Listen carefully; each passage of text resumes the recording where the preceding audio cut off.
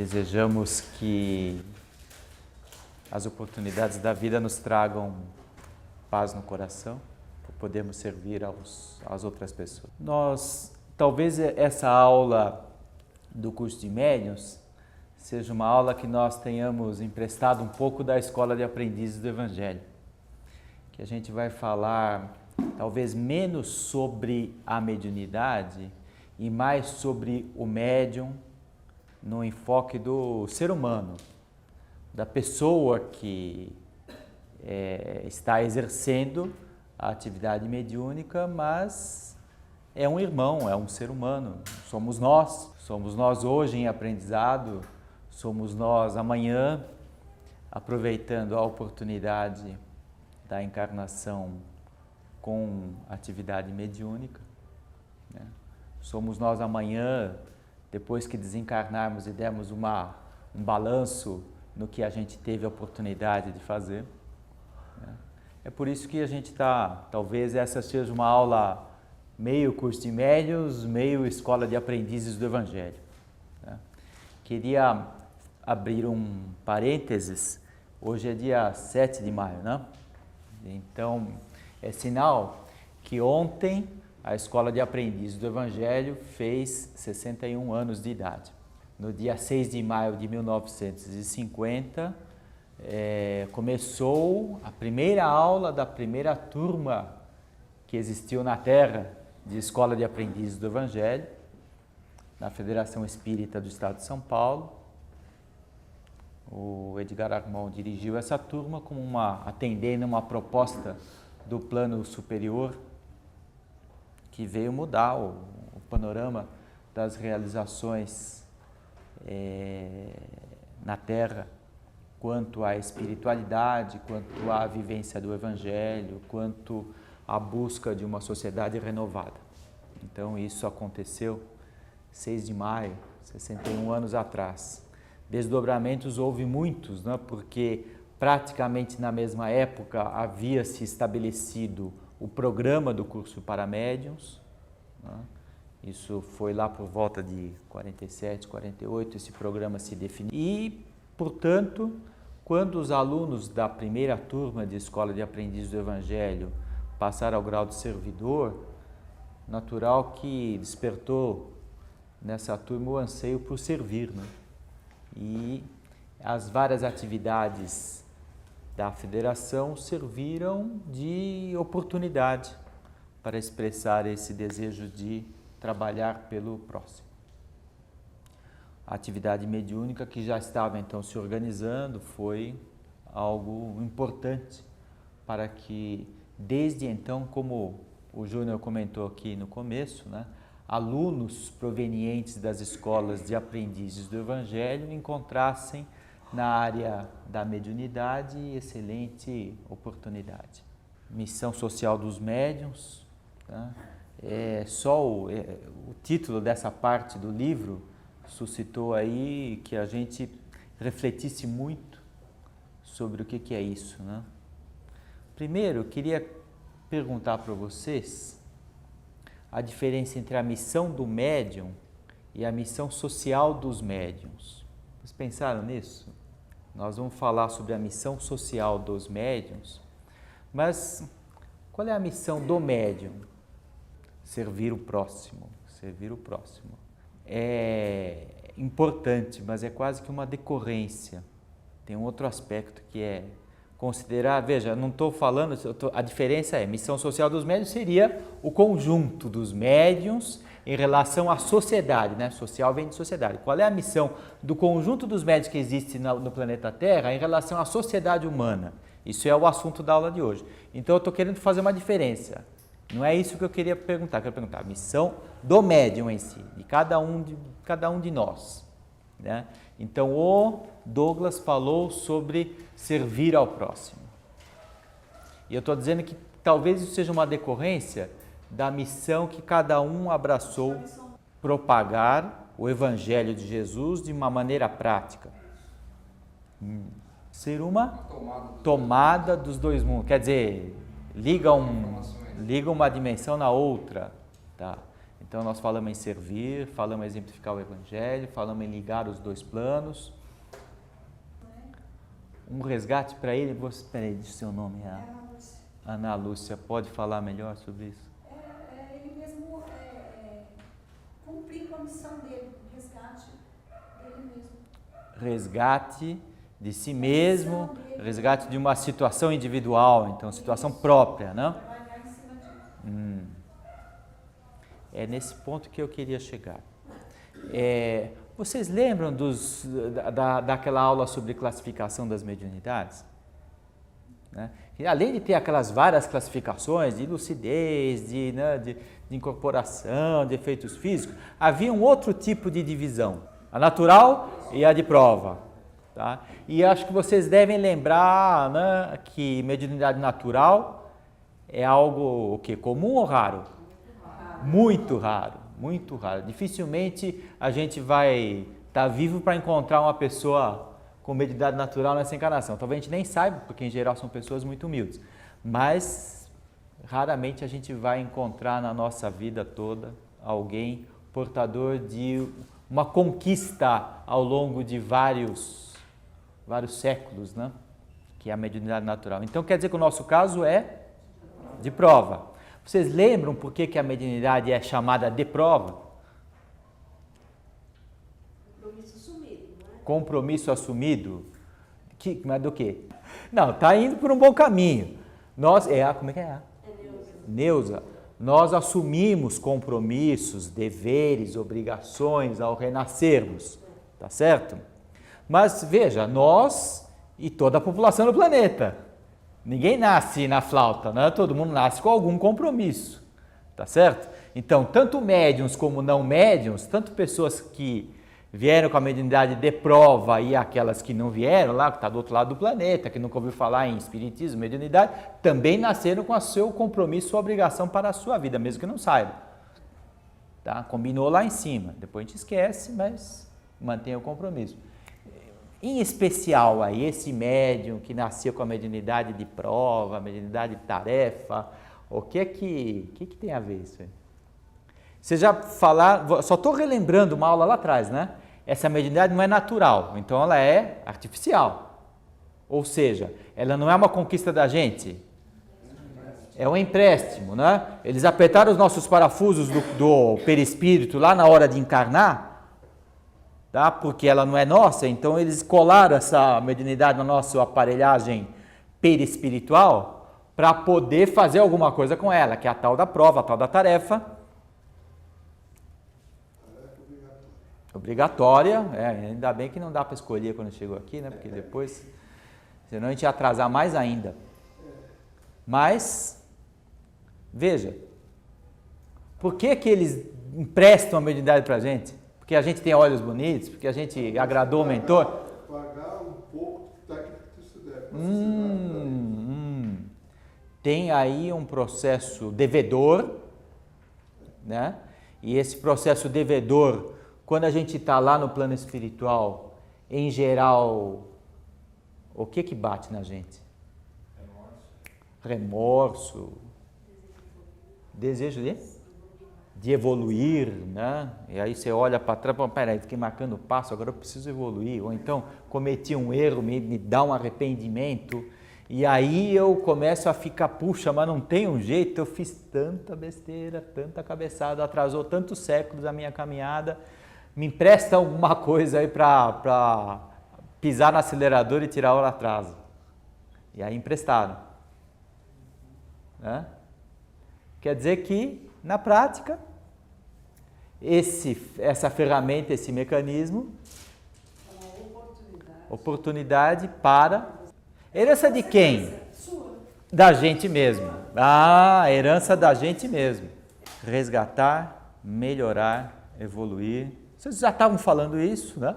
Então, quer dizer que é o seguinte, a missão do médium, estou falando do enfoque individual, a missão do médium, como 99,9%, ou seja, todo mundo aqui é mediunidade de prova, a missão primeira é se melhorar. Concorda? A missão primeira é se melhorar. E é por isso que eu disse que depois o servir e o evangelho vem como consequência. Tá? Que quando a gente se torna uma pessoa melhor, como consequência, passo a servir ao próximo. Como consequência, passo a refletir um pouquinho mais nas coisas que eu penso, que eu faço, que eu falo, um pouco do bem que Jesus trouxe para a humanidade. Então, quer dizer que, individualmente falando, eu como médium, tenho um compromisso, melhorar a mim mesmo. Tá? É para isso que me emprestaram a mediunidade, para melhorar a mim mesmo, porque tinha lá uma série de coisas desajustadas no meu eu. Tá? Então, eu pedi a mediunidade para melhorar a mim mesmo. E quando eu melhoro a mim mesmo, torno-me uma pessoa melhor, acabam vindo uma série de outros bens. Tá? Muito bom. Agora vamos falar na questão, voltar para a questão da aula aqui. Vocês multipliquem isso por todas as pessoas que pediram esse empréstimo, tá? Considerando a influência que todas elas no conjunto podem prestar à sociedade, né? No cômputo geral, se cada um de nós cumprir a sua missão para consigo mesmo, de melhorar a si mesmo, no cômputo geral, o conjunto dos médiuns, ou seja, a mediunidade operando na sociedade terrestre, melhorará a sociedade terrestre. Então vamos pensar um pouco agora, bom, já falamos, lembramos aquilo que a gente precisava, o que toca a nós, o que tem a ver comigo, cada um deve pensar sempre numa aula, o que isso tem a ver comigo? Tem a ver que eu preciso cumprir a minha missão para comigo mesmo, eu preciso melhorar. Ponto. Aí isso é o importante. Agora vamos dar o acréscimo que este capítulo, esses 2 capítulos trazem para o fato de cada um ter escolhido para melhorar a si mesmo, pedir uma ferramenta como a mediunidade. Bom, como consequência, o conjunto das pessoas melhorando a si mesmo, melhorar a sociedade terrestre, implica em a gente se situar. Como é a sociedade terrestre? Catastrófica? Está tão mal assim? Desvirtuada? Desestruturada? Dividida? Houvesse um pouco mais de proximidade, uniformidade, né? Seria uma sociedade um pouco mais fácil de ser vivida. Mas talvez se a gente pegar os jornais dos últimos 30 dias, né? A gente vai dar razão a Angélica ao ela dizer que a nossa humanidade anda bem catastrófica, né? Quer dizer, a força da humanidade junta consegue destruir o planeta em que vive. Além do mais, nós estamos num estágio onde durante 2000 anos que tivemos a oportunidade de maturar a proposta do Evangelho, né, é bastante tempo, certo? Teve gente que encarnou 15 vezes aí, desde a época de Jesus até hoje, tá? Deu para fazer um bocado de experiências. E a humanidade está avançada justo naquilo que não foi o foco do exemplo do Cristo. A humanidade está avançada em tecnologia, a humanidade está avançada em conforto, mas por causa disso, a humanidade está avançada em desigualdades e injustiças. Porque esse conforto e esses benefícios que uns têm de mais, outros têm de menos. E dá a impressão que a sociedade apela para o fato de que você precisa ter cada vez mais aquilo lá e se esforçar para só você ter e os outros, porque não tem para todo mundo. Ou seja, é uma mensagem, junto com o avanço material, vem uma visão egoística.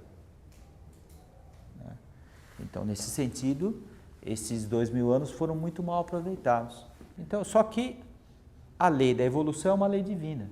As coisas evoluem. O planeta evolui também. Vocês lembram da classificação dos mundos lá no Livro dos Espíritos? O nosso mundo é classificado como, hein? É bem... Cada vez que a gente pensa nessa expressão, como eles acertaram nessa expressão, né? E eles dizem lá que se a gente fizer tudo certinho, a gente vai entrar numa classe diferente, né? Regeneração, né? Quer dizer, regenerar, renascer. As coisas renascem, quer dizer, adquirem outro valor, outro significado, é uma outra sociedade. É um renascimento da humanidade. Mas o fato é que a gente parece que andou meio em círculo, né? Recebemos as condições para promover a mudança de um estágio para o outro e coletivamente nós não conseguimos fazer isso. Então a gente continua cada vez mais exacerbando, exagerando, reforçando esse fato de que nós estamos vivendo entre provas e expiações cada vez mais críticas, dolorosas e gritantes. Então, notícias, nós falamos agora, notícias da sociedade não faltam, né? Assassinos em massa aí que entram na escola, isso abalou o Brasil. Coisas gritantes, aí essa semana só se fala de que um povo inteiro saiu na rua para fazer festa porque assassinaram alguém. Quer dizer, sabe, se a gente pensar que a maioria das nossas sociedades predomina a religião cristã, não importa se ela é católica, protestante, tal, e o Cristo foi um ser humano que se sacrificou perdoando os seus algozes, é inconcebível uma sociedade onde predominam várias religiões cristãs, o cara fazer festa porque matou um fulano. Inconcebível, isso é inconcebível, inaceitável. Então, veja, isso tudo, quer dizer, são exemplos, tá? Ou termômetros do atual estágio, tá? Dessa sociedade, tá? toda com problemas e em vez de resolver, veja, a gente com aquilo que a gente já fez bem, não podemos dizer que a sociedade só tem coisas ruins, né? Aquilo que a gente já fez bem, que são as conquistas da tecnologia, em muitos casos elas são empregadas para melhoria. Então você desenvolve avanços na cura de uma doença, você traz benefícios para a sociedade. Só que as doenças existem para que a gente aprenda a superá-las e para que cada pessoa aprenda a melhorar a si mesma. Então, deveria, junto com o avanço técnico, vir também um avanço de aproveitamento do processo de dor e sofrimento. Porque o processo de dor e sofrimento, quando bem aproveitado, tá, ele ajuda a evoluir. Se isso não acontece, curou uma doença, vem mais outras 10 doenças aqui, porque a humanidade ainda não está aproveitando o processo de dor para melhorar. Quer dizer, o diagnóstico que a gente faz da sociedade é preocupante. Tá? Nós estamos num momento que foi alertado pelo mundo espiritual e o que acontece é que, veja, pela lei da evolução, a gente precisa promover o avanço do planeta. E o avanço do planeta, junto vem a humanidade, né? Só que se uma grande parte da humanidade está com o freio de mão puxado, né, primeiro vem ondas de sofrimento, ondas de dor coletiva, né, para ver se destrava. Vem também um conjunto de acontecimentos que chama atenção para a realidade do invisível.